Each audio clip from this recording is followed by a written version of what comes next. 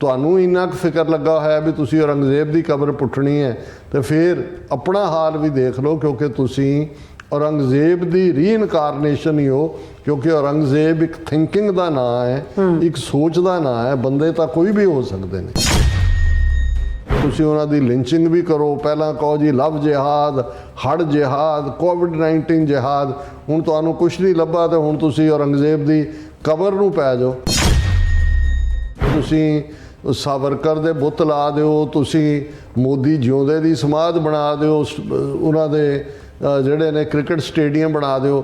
ਇਹਨਾਂ ਸਾਰਿਆਂ ਨੂੰ ਵੀ ਜਿਹੜਾ ਬੁਲਡੋਜ਼ ਕੀਤਾ ਜਾਏਗਾ, ਕਿਉਂਕਿ ਕਦੇ ਵੀ ਇਹ ਰੱਬ ਨੂੰ, ਰੱਬ ਦੀ ਖਲਕਤ ਨੂੰ ਦੁੱਖ ਦੇਣ ਵਾਲਾ ਕੋਈ ਵੀ ਹੋਏ, ਜਿਹਨੂੰ ਅੱਜ ਕਿੱਥੇ ਹੈ Hitler, Mussolini, international politics fail ਹੋਏ ਨੇ, ਖੁੰਝੇ ਲੱਗੇ ਹੋਏ ਨੇ, ਚੀਨ ਤੋਂ ਜੁੱਤੀਆਂ ਖਾਧੀਆਂ ਨੇ, ਇਕੋਨਮੀ ਦਾ ਬੇੜਾ ਗਰਕ ਹੋਇਆ ਹੋਇਆ। ਆ 2 ਅਪ੍ਰੈਲ ਤੋਂ ਜਦੋਂ ਅਮਰੀਕਾ ਨੇ ਟੈਰਿਫ ਲਾਏ, ਮੁੜ ਕੇ ਇਹਨਾਂ ਨੇ ਲੱਭਣਾ ਨਹੀਂ ਹੈ।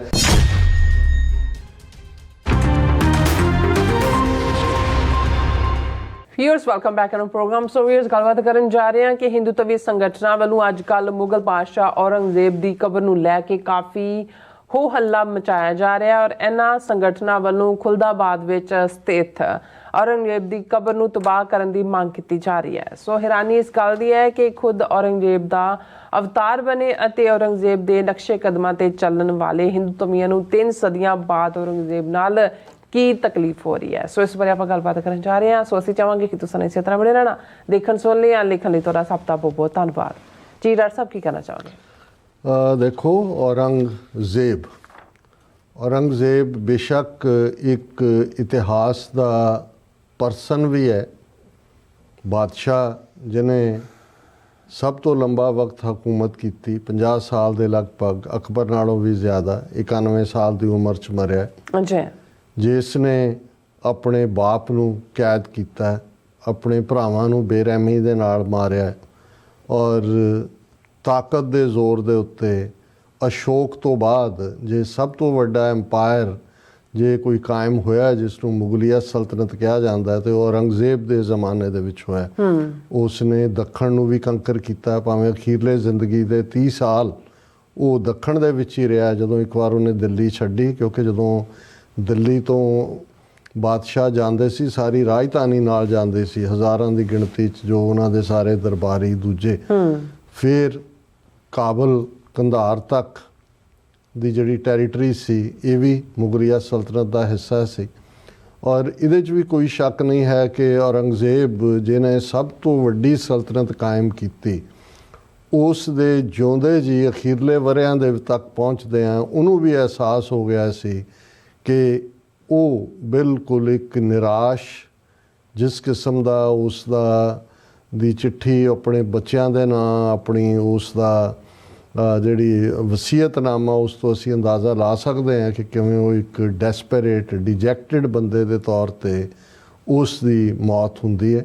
ਇਹ ਵੱਖਰੀ ਕਹਾਣੀ ਹੈ ਕਿ ਕਿਹਨੂੰ ਕਿਸ ਇਤਿਹਾਸ ਦੇ ਝਰੋਖੇ 'ਚ ਉਹ ਦੇਖਿਆ ਜਾਂਦਾ ਹੈ। ਔਰ ਜਿਵੇਂ ਇਹ ਕਿਹਾ ਜਾਂਦਾ ਹੈ, ਠੀਕ ਹੈ ਕਿ ਜਦੋਂ ਇਹ ਪਾਰਟ ਅੱਜ ਵੀ ਪਾਕਿਸਤਾਨ ਦੇ ਵਿੱਚ ਇੱਕ ਵੱਡਾ ਤਬਕਾ ਔਰੰਗਜ਼ੇਬ ਨੂੰ ਹਜ਼ਰਤ ਦੇ ਨਾਂ ਨਾਲ ਔਰ ਜਿਹੜਾ ਹੈ ਉਹ ਇੱਕ ਫਕੀਰ ਵਾਂਗ ਦੇਖਣ ਦਾ ਪਾਰਟ ਹੈ। ਔਰ ਇਹ ਗੱਲ ਇੱਕ ਵਾਰ ਹਸਨ ਨਿਸਾਰ ਜਿਹੜੇ ਪਾਕਿਸਤਾਨ ਦੇ ਇੱਕ ਇੰਟੈਲੈਕਚੁਅਲ ਨੇ, ਉਹਨਾਂ ਨੇ ਕਿਹਾ ਸੀ ਕਿ ਵੀ ਇਹ ਗੱਲ ਸਮਝ ਨਹੀਂ ਆਉਂਦੀ ਕਿ ਵੀ ਇੱਥੋਂ ਜਾਣ ਵਾਲੇ ਪਹਿਲਾਂ ਤਾਂ ਦਿੱਲੀ 'ਚ ਜਾਣਗੇ ਕਿ ਵੀ ਸਰਮਦ, ਜਿਸ ਨੂੰ ਔਰੰਗਜ਼ੇਬ ਨੇ ਸ਼ਹੀਦ ਕੀਤਾ ਸੀ, ਇੱਕ ਸੂਫੀ ਫਕੀਰ, ਵੀ ਉਸ 'ਤੇ ਜਾ ਕੇ ਜਿਹੜਾ ਉਸ ਦੀ ਕਬਰ ਦੇ ਉੱਤੇ ਜਿਹੜਾ ਉਹ ਫੁੱਲ ਚੜ੍ਹਾਉਣਗੇ।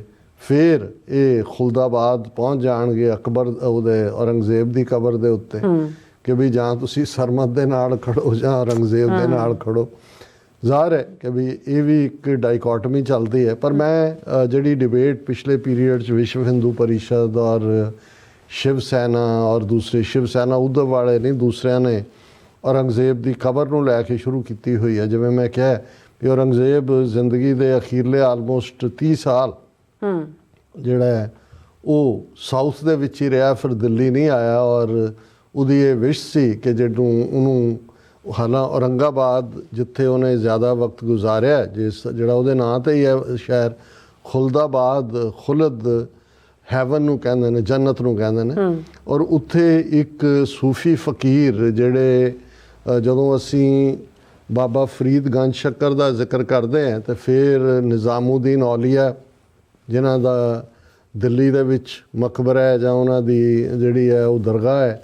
ਔਰ ਇਸੇ ਤਰ੍ਹਾਂ ਅਜਮੇਰ ਸ਼ਰੀਫ ਦੇ ਖਵਾਜਾ ਮਈਉਦੀਨ ਚਿਸ਼ਤੀ, ਇਹ ਸਾਰੇ ਆਲਮੋਸਟ ਅੱਜ ਤੋਂ 800-900 ਸਾਲ ਪਹਿਲਾਂ ਦੇ ਨੇ ਔਰ ਇਹ ਸਾਰੇ ਰਿਲੇਟਡ ਸੀ, ਇੱਕੋ ਹੀ ਚਿਸ਼ਤੀ ਘਰਾਨਾ।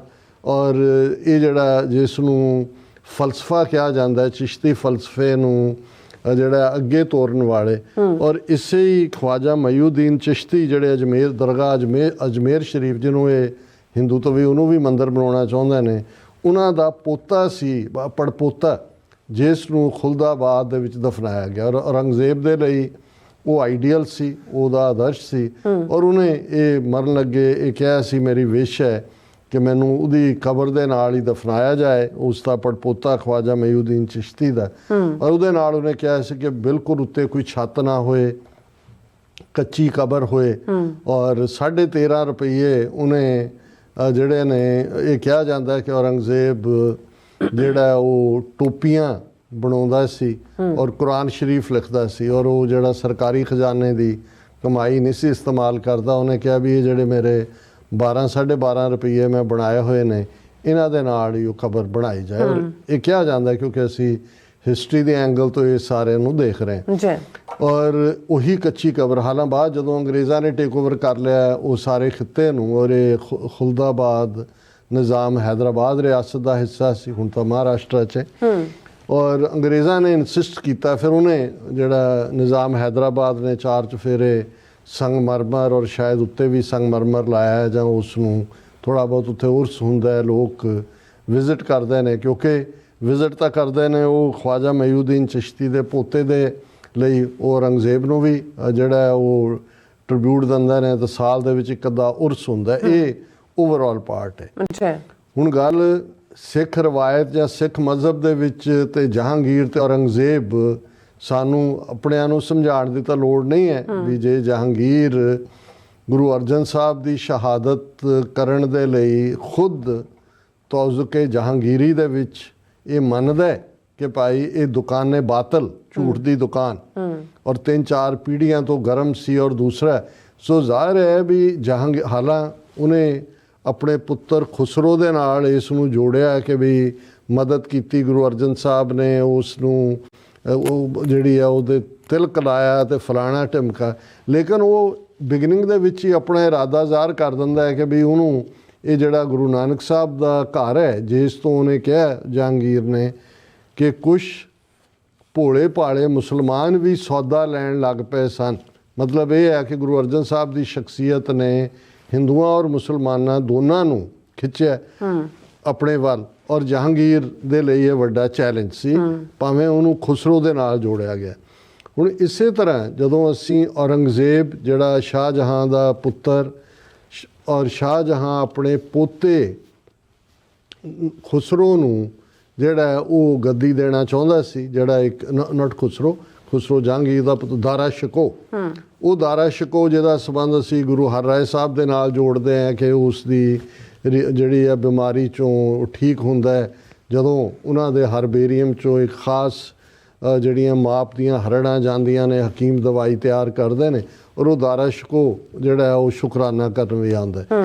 ਹੁਣ ਗੱਲ ਅਸੀਂ ਕਿਉਂਕਿ ਇਹ ਥੋੜ੍ਹਾ ਜਿਹਾ ਕੰਟਰੋਵਰਸ਼ੀਅਲ ਇਸ਼ੂ ਵੀ ਹੈ, ਸਾਡੇ ਚੈਨਲ ਦੇ ਉੱਤੇ ਸਾਡੇ ਪਾਕਿਸਤਾਨੀ ਭਰਾ ਭੈਣਾਂ ਵੀ ਜੁੜੇ ਹੋਏ ਨੇ ਜਾਂ ਜੁੜਦੇ ਨੇ, ਸੋ ਉਹਨਾਂ ਦੇ ਲਈ ਇੱਕ ਕਲਾਸ ਮੁਸਲਮਾਨਾਂ ਦੀ ਖਾਸੀ ਹੈ ਜਿਹੜੀ ਔਰੰਗਜ਼ੇਬ ਨੂੰ ਇੱਕ ਹੀਰੋ ਦੇ ਤੌਰ ਤੇ ਦੇਖਦੀ ਹੈ।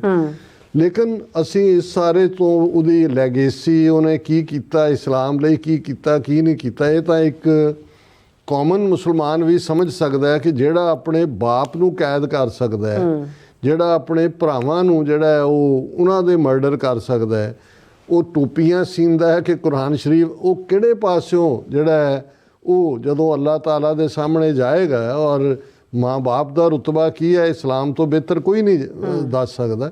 ਔਰ ਉਸ ਸਾਰੇ ਦੇ ਚੱਲਦੇ ਆ ਅਸੀਂ ਇਹ ਦੇਖਦੇ ਹਾਂ ਵੀ ਇਹ ਜਿਹੜੇ ਗੁਨਾਹਗਾਰ ਬਿਰਤੀ ਦੇ ਲੋਕ ਹੁੰਦੇ ਨੇ, ਉਹਨਾਂ ਦੇ ਵਿੱਚ ਜਿਵੇਂ ਹੁੰਦਾ ਕਿ ਅਪਰਾਧੀ ਦੂਣਾ ਨਿਵੇ, ਤੁਸੀਂ ਦੂਸਰੇ ਪਰ ਇਹ ਉਹਦੀ ਇੱਕ ਪਰਸਨਲ ਹਿਸਟਰੀ ਦੇ ਵਿੱਚ ਹਰ ਇੱਕ ਦਾ ਇੱਕ ਰੋਲ ਹੈ। ਬਾਦਸ਼ਾਹ ਆਪਣਾ ਰਾਜ-ਕਾਜ ਵਧਾਉਣ ਲਈ ਕੀ ਕਰਦੇ ਨੇ, ਪਰ ਜਦੋਂ ਅਸੀਂ ਕਿਸੇ ਸੋਚ ਨੂੰ ਔਰੰਗਜ਼ੇਬੀ ਸੋਚ ਕਹਿੰਦੇ ਹਾਂ, ਤੇ ਔਰੰਗਜ਼ੇਬੀ ਸੋਚ ਕੀ ਹੈ? ਜਿਹੜੀ ਅੱਜ ਮੋਦੀ ਦੀ ਸੋਚ ਹੈ, RSS ਦੀ ਸੋਚ ਹੈ। ਹੁਣ ਉਹ ਕੀ ਹੈ? ਸਾਡੇ ਭਾਈ ਸਾਹਿਬ ਭਾਈ ਸੰਤੋਖ ਸਿੰਘ ਸੂਰਜ ਪ੍ਰਕਾਸ਼ ਗ੍ਰੰਥ ਦੇ ਰਚయిਤਾ, ਬਹੁਤ ਵੱਡੇ ਸ਼ਾਇਰ ਵੀ ਹੋਏ ਨੇ, ਬਹੁਤ ਵੱਡਾ ਉਹਨਾਂ ਨੇ ਇਤਿਹਾਸ ਵੀ, ਹਾਲਾਂਕਿ ਉਹਦੇ 'ਚ ਵੀ ਇੱਕ ਹਿੱਸਾ ਬ੍ਰਹਿਮਨਿਕਲ ਇਨਫਲੂਐਂਸ ਵਾਲਾ ਵੀ ਹੈ। ਉਹ ਜਦੋਂ 10ਵੇਂ ਪਾਤਸ਼ਾਹ ਨੂੰ ਟ੍ਰਿਬਿਊਟ ਦਿੰਦੇ ਨੇ, ਗੁਰੂ ਗੋਬਿੰਦ ਸਿੰਘ ਸਾਹਿਬ ਪ੍ਰਥਾਏ ਉਹ ਕਰਦੇ ਨੇ, ਉਹਨਾਂ ਦਾ ਇੱਕ ਛੰਦ ਹੈ ਜਿਹਦੇ 'ਚ ਉਹ ਕਹਿੰਦੇ ਨੇ, ਛਾਏ ਜਾਤੀ ਏਕਤਾ ਅਨੇਕਤਾ ਬਿਲੋਏ ਜਾਤੀ ਹੋਵਤੀ ਕੁਚੀਲਤਾ ਕਤੇਬਨ ਕੁਰਾਨ ਕੀ पाप परपक जाते धर्म धसक जाते वर्ण गरक जाते साहित्य बेदान की देवी देव द्योरे संतोख सिंगा दूर होते रूप मिट जाते कथा बेदन पुराण के श्री गुरु गोबिंद सिंह पावन परम शूर मूरत ना होती जो पै करुणा निदान की। करुणा निदान हुंदा दया दे खजाने, कि जे दया दे खजाने करुणा दे खजाने महासूरबीर गुरु गोबिंद सिंह साहब ना हुंदे तो मैं इक्को लाइन छाए जाती एकता अनेकता बरोए एकता हो जानी सी, अनेकता टुट जानी सी। हुण एकता ते हुण एक पासे अज जदों RSS सब नूं हिंदुत्वा दे रंग ते रंगना चाहुंदा है, वो मुसलमानां नूं ईसाइयां नूं सिखां नूं बौद्धियां नूं जैनियां नूं ये कहंदा भी गर्व से कहो कि हम हिंदू हैं। जे औरंगजेब दी सोच भावें इस्लामीकरण ही होए, ਅਸੀਂ ਇਸ ਡਿਬੇਟ 'ਚ ਵੀ ਨਹੀਂ ਜਾਂਦੇ ਜੀ ਕਿੰਨੇ ਮੰਦਰਾਂ ਨੂੰ ਗ੍ਰਾਂਟ ਦਿੱਤੀ। ਜਿਹਨੇ ਅੱਜ ਕੱਲ੍ਹ ਇੱਕੋ ਰੁਚਿਕਾ ਸ਼ਰਮਾ ਹਿਸਟੋਰੀਅਨ ਹੈ, ਉਹਦੀ ਇੱਕ ਲੰਬਾ ਚੌੜਾ ਪੋਡਕਾਸਟ ਸੀ, ਮੈਨੂੰ ਕੱਲ੍ਹ ਸੁਣਨ ਦਾ ਮੌਕਾ ਮਿਲਿਆ। ਉਹ ਸਾਰੀ ਰਿਲੇਟ ਕਰ ਰਹੀ ਸੀ ਕਿ ਵੀ ਉਹ ਕੀ ਤੇ ਕੀ ਨਹੀਂ। ਅਸੀਂ ਇਸ 'ਚ ਵੀ ਨਹੀਂ ਜਾਂਦੇ। ਅਸੀਂ ਇਹ ਵੀ ਮੰਨ ਲੈਂਦੇ ਹਾਂ ਕਿ ਜਿਹਨਾਂ ਹਿੰਦੂ ਤਵੀਆਂ ਦਾ ਪ੍ਰਚਾਰ ਜਿਹੜਾ ਹੈ ਉਹ ਉਹਦੇ ਥੱਲੇ ਅੱਜ ਔਰੰਗਜ਼ੇਬ ਦੀ ਕਬਰ ਪੁੱਟਣ ਦੀ ਗੱਲ ਕਰ ਰਹੇ ਨੇ। ਔਰੰਗਜ਼ੇਬ ਤਾਂ ਤੁਸੀਂ ਹੋ ਅੱਜ ਦੇ ਉਹ ਔਰੰਗਜ਼ੇਬ ਨੂੰ ਹਿਸਟਰੀ ਨੇ ਜੱਜ ਕਰ ਲਿਆ। ਉਹ ਆਪਣੀ ਉਹ ਖੁਦ ਉਹਦੀ ਤੁਸੀਂ ਲਾਸ਼ ਦੇਖੋ, ਕਹਿੰਦਾ ਵੀ ਮੈਂ ਡੈਸਪਰੇਟ ਇਨਸਾਨ ਮਰ ਰਿਹਾ, ਮੈਂ ਕੋਈ ਭਲਾ ਨਹੀਂ ਕੀਤਾ, ਮੈਂ ਕੀ ਮੂੰਹ ਦਿਖਾਵਾਂਗਾ। ਔਰ ਅਸੀਂ ਇਹ ਦੇਖਦੇ ਹਾਂ ਵੀ ਜਦੋਂ ਅਸੀਂ 10ਵੇਂ ਪਾਤਸ਼ਾਹ ਦਾ ਜ਼ਫਰਨਾਮਾ ਦੇਖਦੇ ਹਾਂ ਜਿਹੜਾ ਉਹਨਾਂ ਨੇ ਔਰੰਗਜ਼ੇਬ ਨੂੰ ਦੀਨੇ ਕਾਂਗੜ ਤੋਂ ਐਡਰੈਸ ਕੀਤਾ, ਆਈਨਾ ਤਾਂ ਉਹਨੂੰ ਗੁਰੂ ਸਾਹਿਬ ਨੇ ਵੀ ਦਿਖਾਇਆ ਕਿ ਵੀ ਤੂੰ ਕਿਹੜੇ ਪਾਸਿਓਂ ਮੋਮਨ ਹੈ, ਵੀ ਕਿਹੜੇ ਪਾਸਿਓਂ ਤੂੰ ਮੁਸਲਮਾਨ ਹੈ, ਕੁਰਾਨ ਸ਼ਰੀਫ ਦੀਆਂ ਸਹੁੰ ਖਾ ਕੇ ਮੁਕਰਨਾ ਇਹ ਕਿਹੜੇ ਪਾਸੇ ਦਾ ਇਸਲਾਮ ਹੈ। ਔਰ ਦੂਸਰਾ ਬੇਸ਼ੱਕ ਉਹਦੇ ਗੁਣਾਂ ਦੀ ਤਾਰੀਫ ਵੀ ਕੀਤੀ ਕਿ ਤੂੰ ਬਹੁਤ ਬਹਾਦਰ ਹੈ, ਤੂੰ ਬੜਾ ਯੋਧਾ ਹੈ। ਤੂੰ ਜਿਹੜਾ ਸੀ ਔਰੰਗਜ਼ੇਬ ਜਿਹੜਾ ਹੈ ਉਹ ਤਾਂ ਬਹੁਤ ਯੰਗ ਉਮਰ 'ਚ 16-17 ਸਾਲ ਦਾ ਉਹਨੂੰ ਬੰਗਾਲ ਦਾ ਔਰ ਇਸ ਪਾਸੇ ਤੋਰ ਦਿੱਤਾ ਸੀ। ਕਾਬਲ ਵੀ ਉਹਨੇ ਫਤਹ ਕੀਤਾ। ਬਰੇਵ ਮੈਨ, ਕਿਉਂਕਿ ਸਾਡੇ ਲਈ 10ਵੇਂ ਪਾਤਸ਼ਾਹ ਤੋਂ ਵੱਧ ਕੇ ਤਾਂ ਹੋਰ ਕੋਈ ਟੈਸਟੀਮਨੀ ਨਹੀਂ ਹੈ। ਪਰ ਜਦੋਂ ਤੁਸੀਂ ਲਾਲਚ ਦੇ ਵਿੱਚ ਸੱਤਾ ਦੀ ਭੁੱਖ ਦੇ ਵਿੱਚ ਦੌੜਦੇ ਹੋ, ਫਿਰ ਤੁਹਾਨੂੰ ਨਾ ਪਿਓ ਨਜ਼ਰ ਆਉਂਦਾ, ਨਾ ਭਰਾ ਨਜ਼ਰ ਆਉਂਦਾ, ਨਾ ਤੁਹਾਨੂੰ ਫਿਰ ਤੁਹਾਨੂੰ ਕਿਸੇ ਨੂੰ ਕੁਚਲਣਾ ਪੈਂਦਾ, ਕਿਸੇ ਨੂੰ। ਸੋ ਗੁਰੂ ਸਾਹਿਬ ਕਹਿੰਦੇ ਨੇ ਵੀ ਜੇ ਭਾਈ ਸੰਤੋਖ ਸਿੰਘ ਗੁਰੂ ਸਾਹਿਬ ਪ੍ਰਥਾਏ ਕਹਿੰਦੇ ਨੇ ਜੇ ਗੁਰੂ ਗੋਬਿੰਦ ਸਿੰਘ ਸਾਹਿਬ ਨਾ ਹੁੰਦੇ ਤਾਂ ਏਕਤਾ ਹੋ ਜਾਣੀ ਸੀ, ਅਨੇਕਤਾ ਟੁੱਟ ਜਾਣੀ ਸੀ। ਔਰ ਇਹੀ ਗੱਲ ਗੁਰੂ ਤੇਗ ਬਹਾਦਰ ਸਾਹਿਬ ਨੇ ਔਰੰਗਜ਼ੇਬ ਨੂੰ ਕਹੀ ਸੀ, ਤੂੰ ਤਾਂ ਚਾਹੁੰਦਾ 2 ਤੋਂ 1 ਕਰਨਾ, ਮੈਂ ਤਾਂ 3 ਬਣਾਉਣੇ ਚਾਹੁੰਦਾ ਹਾਂ। ਮੈਨੂੰ ਲੋੜ ਨਾ ਜਗ ਦੇ ਰੁਤਬਿਆਂ ਦੀ, ਨਾ ਮੈਂ ਪੀਰੀ ਦੀ ਖਾਹਿਸ਼ ਰਖਾਉਂਦਾ। ਜਦੋਂ ਚੱਲ ਰਿਹਾ ਆਫਰ ਚੱਲ ਰਹੀਆਂ ਨੇ, ਟੈਂਪਟੇਸ਼ਨਸ ਵੀ ਚੱਲ ਰਿਹਾ। ਸੋ ਅਸੀਂ ਸਮਝਦੇ ਹਾਂ ਵੀ ਇਹ ਜਿਹੜਾ ਅੱਜ ਹਿੰਦੂ ਤਵੀਆਂ ਵੱਲੋਂ ਜਿਹੜੇ ਖੁਦ ਉਸ ਸੋਚ ਦੇ ਉੱਤੇ 21ਵੀਂ ਸਦੀ 'ਚ ਆ ਕੇ ਖੜੇ ਨੇ ਕਿ ਸਭ ਨੂੰ ਹਿੰਦੂਤਵਾ ਦੇ ਰੰਗ 'ਚ ਰੰਗਣਾ, ਉਹ ਔਰੰਗਜ਼ੇਬ ਤਾਂ ਚੰਗਾ ਮਾੜਾ ਚਲਾ ਗਿਆ। ਕਬਰ ਦੇ ਵਿੱਚ ਉਹਦੇ ਉਹ ਹੱਡੀਆਂ ਵੀ ਮਿੱਟੀ ਬਣ ਗਿਆ, ਉਹਦੀ ਕਿਹੜੀ ਕਬਰ ਤੇ ਕੀ ਰਹਿ ਗਿਆ ਉਹਦਾ। ਤੇ ਉਹਨੂੰ ਪੁੱਟਣ ਦੇ ਨਾਂ ਥੱਲੇ, ਕਿਉਂਕਿ ਇਹਨਾਂ ਦੇ ਆਪਣੇ ਗੁਨਾਹ ਇੰਨੇ ਕਿ ਇਹਨਾਂ ਨੂੰ ਤੰਗ ਕਰ ਰਹੇ ਨੇ, ਇਹਨਾਂ ਦੀਆਂ ਇੰਨੀਆਂ ਫੇਲਿਅਰਸ ਨੇ। ਔਰ ਮੈਂ ਸਮਝਦਾ ਕਿ ਵੀ ਇਹ ਜਿਹੜਾ ਸਾਰੀ ਨੌਟੰਕੀ ਹੋ ਰਹੀ ਹੈ ਇਹ ਸਿਰਫ ਤੇ ਸਿਰਫ ਇੰਟਰਨੈਸ਼ਨਲ ਪੋਲਿਟਿਕਸ ਫੇਲ ਹੋਏ ਨੇ, ਖੁੰਝੇ ਲੱਗੇ ਹੋਏ ਨੇ, ਚੀਨ ਤੋਂ ਜੁੱਤੀਆਂ ਖਾਧੀਆਂ ਨੇ, ਇਕੋਨਮੀ ਦਾ ਬੇੜਾ ਗਰਕ ਹੋਇਆ।